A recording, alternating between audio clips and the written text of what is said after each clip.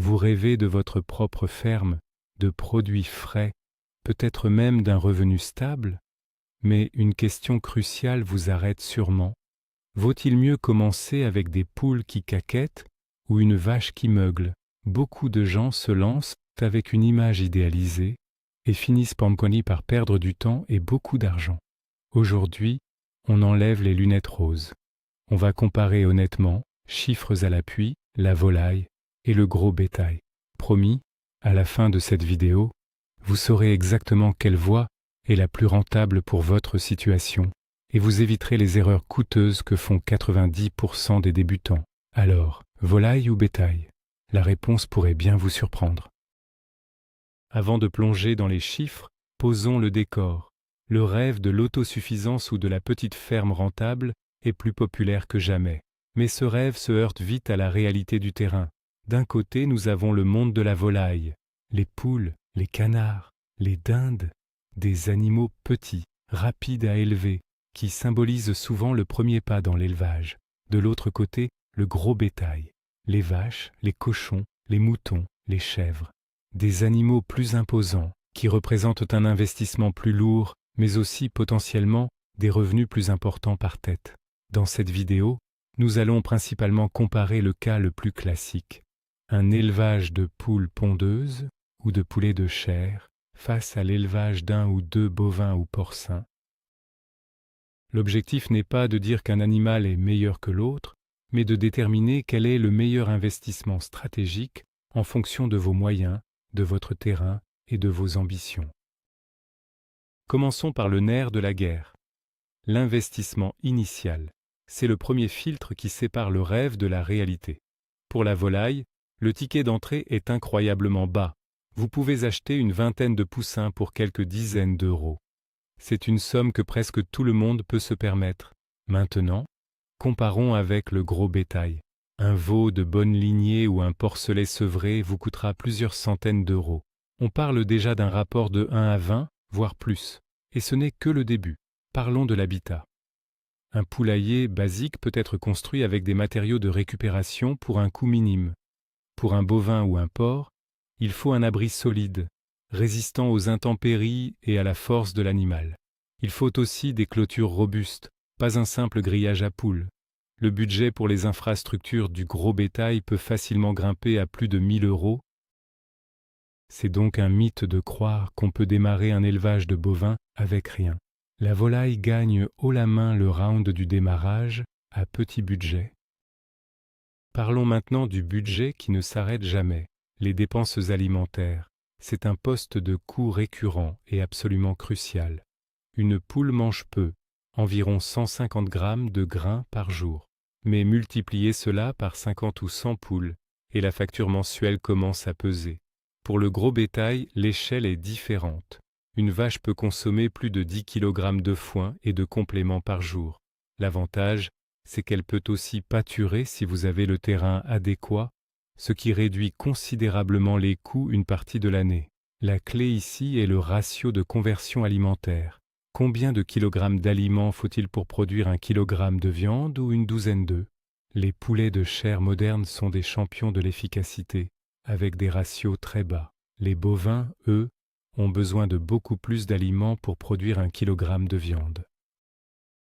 En termes de coûts alimentaires purs, surtout si vous devez tout acheter, la volaille est souvent plus prévisible et plus facile à gérer pour un budget serré. Le bétail, lui, dépendra énormément de votre accès à des pâturages gratuits ou bon marché. Après l'argent vient l'espace. De combien de terrain avez-vous réellement besoin? C'est un facteur absolument limitant. Pour la volaille, on peut commencer très petit. Quelques mètres carrés suffisent pour un petit poulailler et un parcours extérieur. On peut même envisager un élevage productif dans un grand jardin. C'est la solution parfaite pour ceux qui ont un espace limité. Pour le gros bétail, l'équation change radicalement. Une seule vache a besoin, au minimum, d'un demi-hectare, et idéalement d'un hectare entier de pâturage de bonne qualité pour être nourri correctement une partie de l'année. Pour les porcs, il faut aussi un enclos spacieux et surtout très robuste, car ce sont de véritables bulldozers. Il faut aussi penser à la gestion du fumier. Le fumier de 100 poules est bien plus facile à gérer et à composter que le lisier d'un cochon ou les bousses d'une vache qui demandent des infrastructures et de l'espace dédié. Si vous n'avez pas plusieurs hectares de terrain, la question est vite répondue. Le gros bétail n'est tout simplement pas une option viable. La volaille offre une flexibilité imbattable en termes d'espace. La grande question: quand vais-je commencer à gagner de l'argent? La vitesse du retour sur investissement est un point de divergence majeur. La volaille est la reine du cycle court. Une poule pondeuse commence à produire des œufs vers l'âge de 5 ou 6 mois, vous offrant un revenu quasi quotidien. Un poulet de chair est prêt pour le marché en seulement 8 à 12 semaines. Ce cycle rapide permet d'avoir un flux de trésorerie, un cash flow régulier et rapide. C'est extrêmement motivant et sécurisant quand on débute. Le gros bétail, c'est une autre philosophie, celle du temps long. Une vache a une gestation de 9 mois. Ensuite, il faut attendre encore 1 an et demi à 2 ans pour que son veau atteigne un poids de vente optimal. C'est un investissement dont vous ne verrez les fruits que plusieurs années plus tard. Pour les porcs, le cycle est plus court, environ 6 à 8 mois, mais cela reste bien plus long que pour la volaille. Si vous avez besoin de revenus rapidement pour faire tourner votre projet, la volaille est sans conteste le meilleur choix. Le bétail est un placement à long terme. L'argent et l'espace, c'est bien, mais qu'en est-il de votre temps? La gestion quotidienne est un aspect souvent sous-estimé. L'élevage de volailles demande un travail constant, mais peu intense physiquement. Chaque jour, sans exception, il faut les nourrir, leur donner de l'eau propre et ramasser les œufs. Une fois par semaine, un nettoyage plus approfondi du poulailler est nécessaire. C'est une routine. Pour le gros bétail, le travail peut être moins fréquent, mais beaucoup plus exigeant physiquement. Déplacer des clôtures, manipuler des bottes de foin de plusieurs centaines de kilos, assister à un vêlage en pleine nuit, ou simplement gérer un animal qui pèse 500 kg demande de la force et de l'assurance. La traite pour les vaches laitières est un travail bi-quotidien extrêmement contraignant. En résumé, la volaille demande de la régularité, le gros bétail demande de la force et une plus grande disponibilité pour les imprévus. Votre condition physique et votre emploi du temps doivent guider votre choix.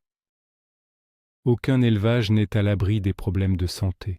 C'est une réalité brutale. Les risques sanitaires sont très différents entre les deux catégories. Avec la volaille, le principal danger est l'épidémie. Une maladie comme la coccidiose ou la grippe aviaire peut se propager à une vitesse fulgurante et décimer tout votre cheptel en quelques jours. La perte financière par animal est faible, mais le risque de tout perdre d'un coup est élevé. La biosécurité, c'est-à-dire les mesures pour empêcher les maladies d'entrer, est donc primordiale. Pour le gros bétail, le risque est plus individualisé. Perdre une seule vache ou un seul cochon représente une perte financière sèche de plusieurs centaines, voire milliers d'euros. Les frais vétérinaires pour un bovin sont aussi sans commune mesure avec ceux pour une poule. Une césarienne sur une vache peut coûter une fortune. La stratégie de risque est donc inversée. Avec la volaille, on gère le risque de groupe. Avec le bétail, on gère le risque individuel, qui est beaucoup plus coûteux. Un bon projet agricole repose souvent sur la diversification. Que pouvez-vous vendre au-delà du produit principal? La volaille est une championne de la polyvalence. Avec des poules, vous avez des œufs, un produit de consommation courante facile à vendre. Vous avez la viande des poulets ou des poules de réforme. Vous pouvez vendre des poussins si vous avez un coq et une couveuse. Leurs fientes sont un excellent engrais très recherché par les jardiniers. Chaque produit génère un petit flux de revenus qui, additionnés, deviennent intéressants.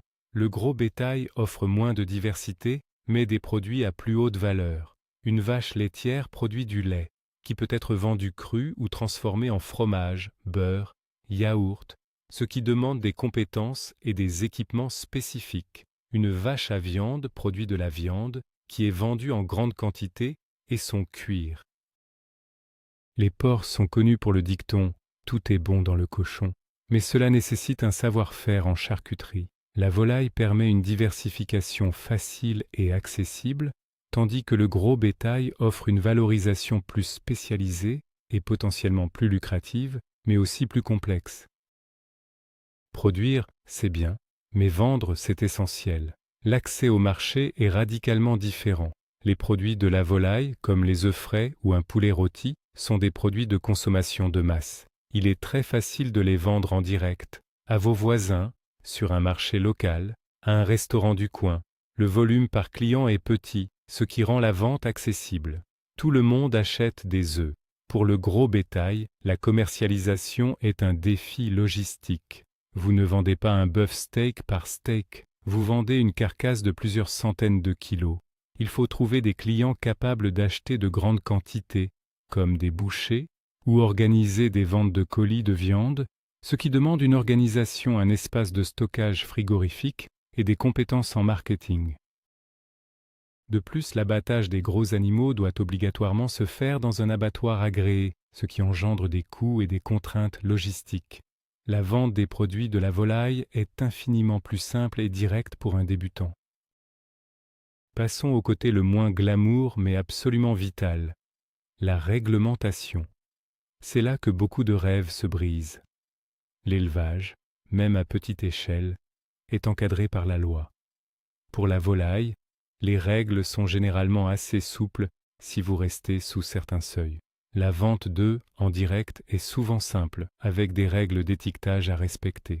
Pour le gros bétail, la bureaucratie est bien plus lourde. Chaque bovin, ovin ou caprin doit être identifié avec des boucles auriculaires et enregistré dans une base de données nationale.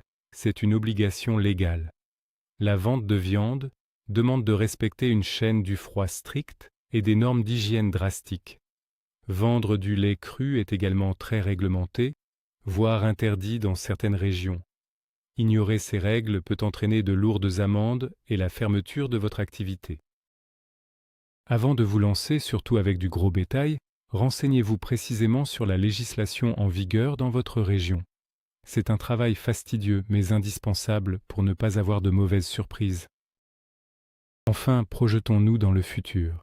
Quelle est la capacité de votre projet à grandir? C'est le concept de scalabilité. Avec la volaille, il est très facile de faire grandir son élevage de manière progressive. Passer de 20 poules à 50, puis à 100, ne demande qu'un poulailler un peu plus grand et plus de mangeoires.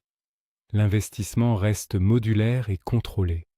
Vous pouvez adapter votre production à la demande de vos clients de manière très flexible. Pour le gros bétail, chaque étape de croissance est un saut quantique. Passer d'une vache à 2, c'est doubler vos besoins en pâturage, en foin, et potentiellement construire un abri plus grand. Passer de 2 à 10, c'est changer complètement d'échelle et devenir un agriculteur professionnel avec des investissements en matériel qui se chiffrent en dizaines de milliers d'euros. La croissance est beaucoup plus rigide et capitalistique. Si votre ambition est de démarrer petit et de grandir pas à pas, la volaille est un modèle beaucoup plus souple et indulgent. Alors, au terme de cette analyse, quel est le verdict? La vérité, c'est qu'il n'y a pas de réponse unique. Le véritable secret, c'est que le meilleur choix dépend entièrement de vous. Résumons. La volaille, c'est le choix de l'agilité. Un faible coût de départ, un retour sur investissement très rapide, une gestion simple de la vente et une facilité à grandir progressivement. C'est le modèle idéal pour ceux qui ont peu de capital, peu de terrain et qui veulent un revenu complémentaire rapide. Le gros bétail, c'est le choix de l'investissement à long terme, un ticket d'entrée élevé, des besoins en espace important, un cycle de production lent, mais des revenus potentiellement plus élevés par animal et une valorisation forte des produits. C'est un modèle pour ceux qui ont déjà du terrain, du capital et une vision à plus long terme.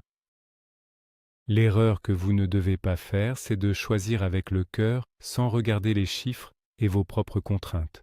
Enlevez ces lunettes roses et analysez froidement votre situation. Merci d'avoir regardé cette vidéo jusqu'au bout. J'espère qu'elle vous aidera à prendre la bonne décision. Maintenant, c'est à vous de jouer. Êtes-vous plutôt #TeamVolaille ou #TeamBétail? Dites-le moi dans les commentaires et expliquez pourquoi. Et n'oubliez pas de vous abonner pour d'autres analyses honnêtes sur le monde de la ferme. À bientôt.